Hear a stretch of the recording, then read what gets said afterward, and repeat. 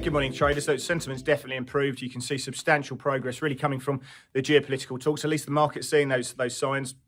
The Russians saying that they're pulling back on their military involvement, specifically in Kiev, to try and improve mutual trust. The defense minister of Russia saying that the first stage of the special operations in the Ukraine is now complete. They want to focus on the liberation of Donbass, as they say. But talks are ongoing in Turkey, and you know, we're probably going to see some more headlines over the next sort of 12 to 24 hours.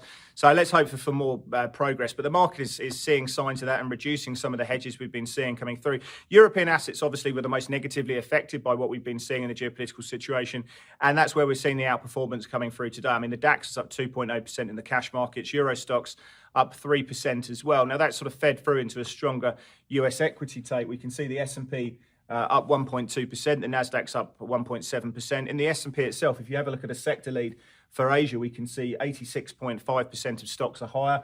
It's really only energies that's lower on the day, down 0.4%. But REITs, tech, discretionary services names, all working quite well. We've seen a little bit of vol sellers playing through with the VIX currently trading 18.9%, so a little bit lower in that situation there.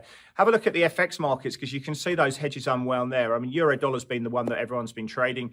109.80 on the headlines up to 111.37. So to right into the top end of that range that we've been seeing, up 162 pips on the back of that. We are seeing some sellers as we got into the top end of the range, but certainly the dollar's lower against pretty much all currencies.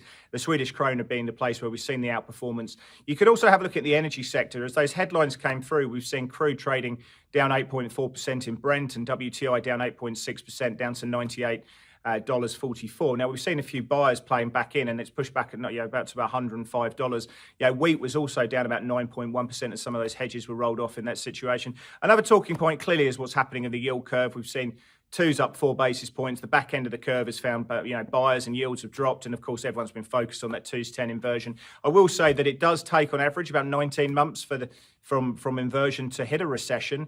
And the actual returns to the equity market generally been quite positive. It's when the curve starts re-steepening that we start worrying. Anyway, a positive day expected here in Asia.